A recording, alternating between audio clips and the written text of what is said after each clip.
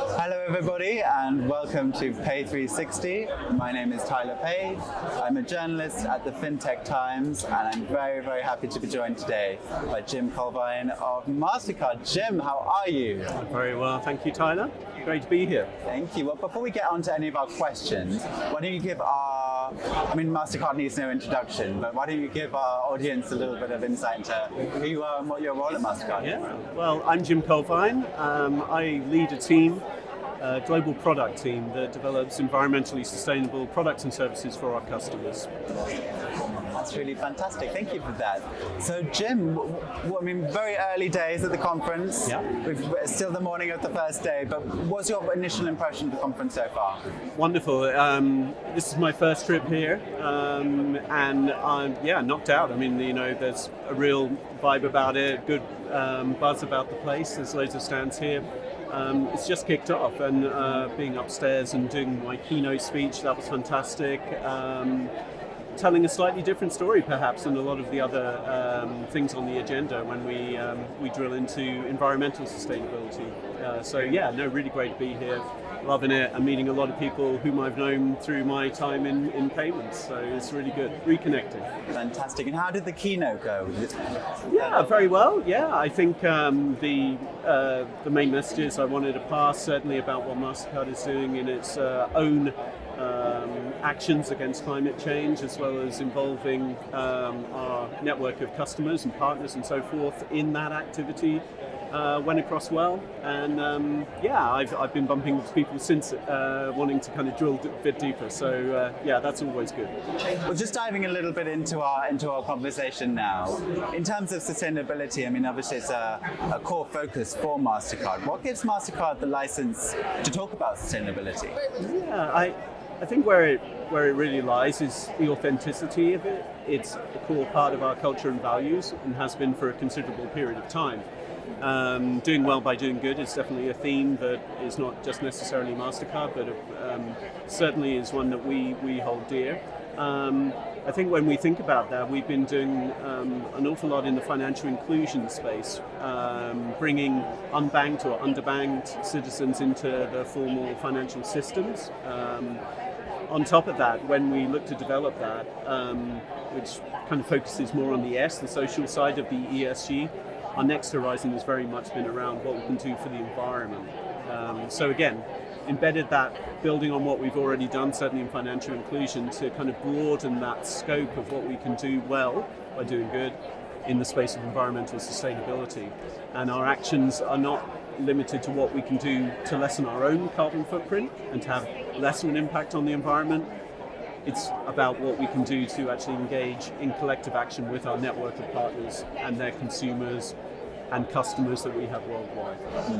That's really, really promising to hear. And I think Mastercard, every other headline I hear about Mastercard is its initiatives on sustainability and ESG particularly. So it's really, really fantastic to hear that progress is really being made and real results are actually being delivered to the industry.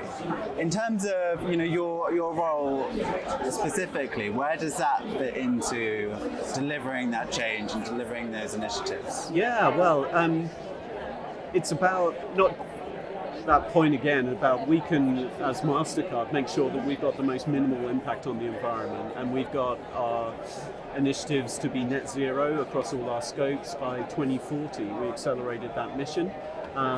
We have ESG metrics within the way that we compensate all our employees within Mastercard, which is really bringing it home to everyone in the company that they have a contribution to make.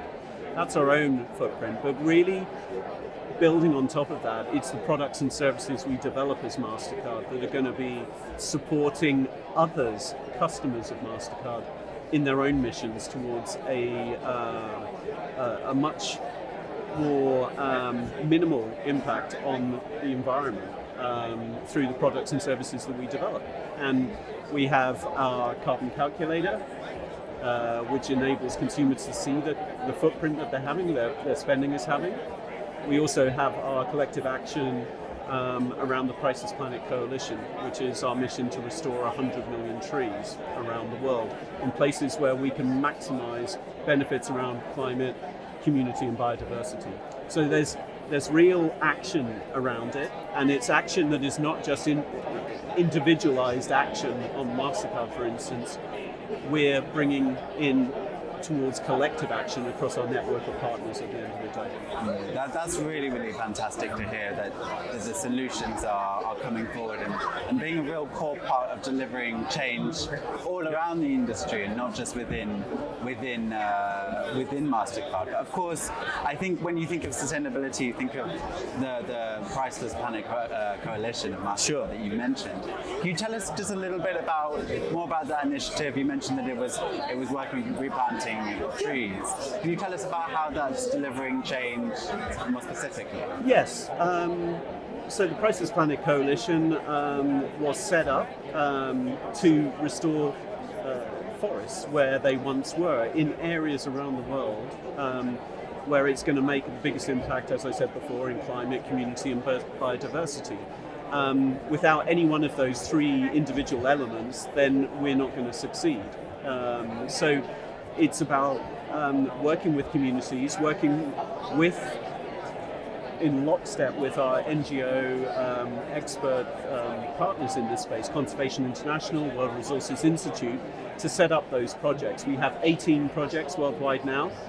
We have some quite close to home here. We have one in Scotland. We have some in Western Europe, these projects.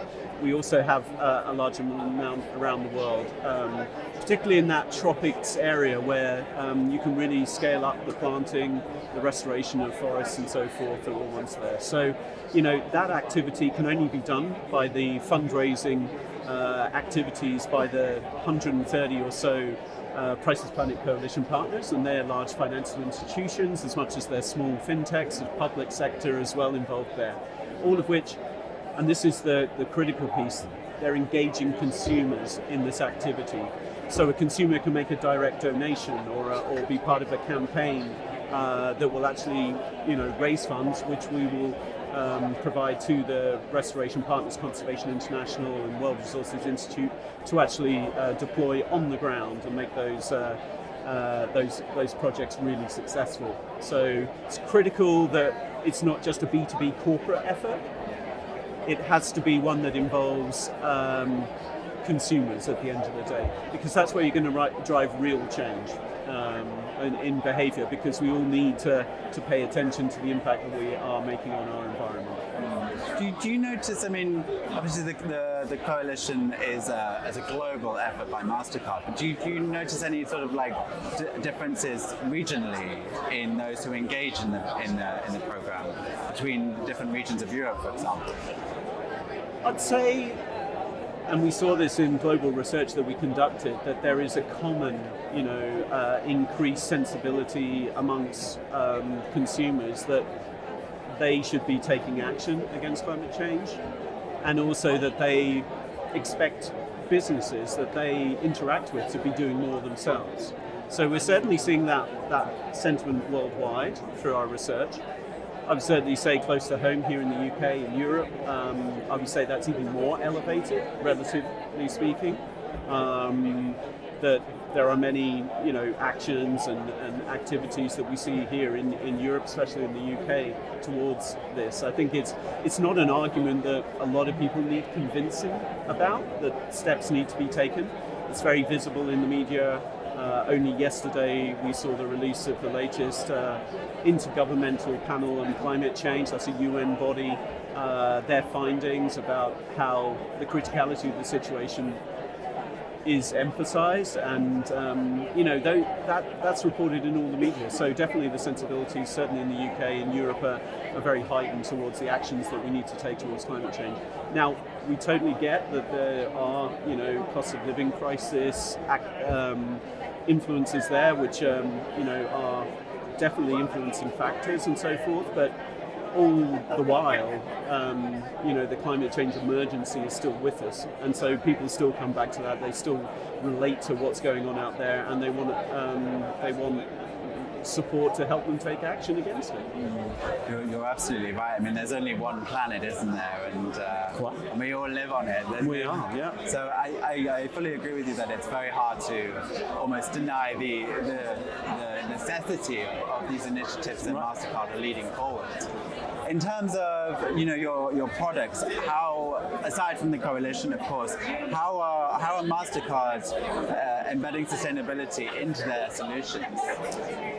Well, it's by having a number of resources directed towards bringing to the market relevant products and services in this space, in environmentally focused products and services that we are bringing to market right now. So, for instance, as I mentioned, that we have our carbon calculator that we developed with Deconomy, who are a Swedish impact fintech, who are the brains behind, how the scoring of a transaction that you make is actually related in emitted carbon dioxide terms, right? So we work with the brains that they have to integrate that into our network, so that any consumer, can see the carbon footprint that they're making through their consumption. So that's one thing. We have the Priceless Planet Coalition, which is a collective action, obviously, towards restoring 100 million trees.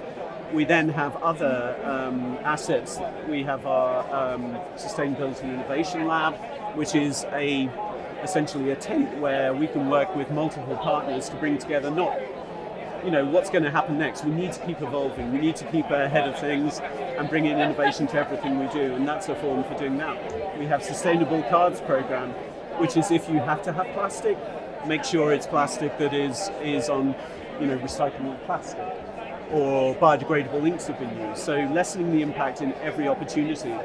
We also have our colleagues across the business that are injecting ESG scoring into and indices into their own products, from many parts of our organisation now. So it is really, really ramping up, the business. And we have a lot of our consultancy team that providing expert support when it comes to data and analytics, and also consulting for our customers in this particular space, because I don't think anyone has the full answers yet. We're all searching for that, but we have the capacity and the resources to help in that kind of thinking amongst our customers.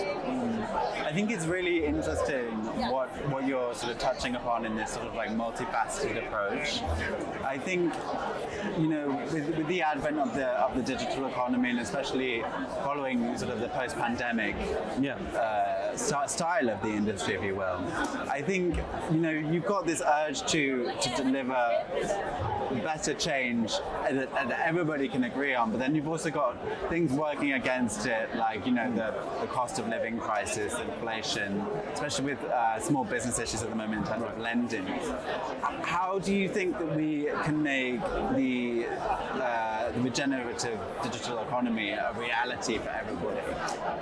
Well, it's certainly about relevant products and services, certainly that address key needs that consumers have at the end of the day. Yes, there is the reality of the cost of living crisis, absolutely, and we're entirely cognizant of that. Whilst that is absolutely a chief necessity in the near term, certainly, we have to remember that everything around the climate is the kind of the marathon, that we all must run. So it's not one in place of the other. It's around how we can actually serve both of those things, really, and those factors that are influencing consumers today. We know that even while there are other factors involved, addressing the climate change emergency that we're in is still really high up on that list of consumers. So, we have to understand that, and that's why, that's directing a lot of what we're doing when it comes to developing our new products and services in that space. Absolutely. I fully agree with you. I'm so worried about the state of ESG and the state of the planet at the moment, but I find great reassurance that we have players like Mastercard and yourself at the center of that drive for change. I think it's going to deliver results in an entirely new way for those working in the industry and anybody really who's interacting with finances during their day-to-day lives. So I think it's really, really important, these solutions that you're driving forward. Just to wrap up, I mean, we're still very early days here at the conference, but what are you looking to get out of PAY360 this year? Oh, well, I mean, first and foremost, it's about people bringing together people in the same area, to swap ideas, to be inspired.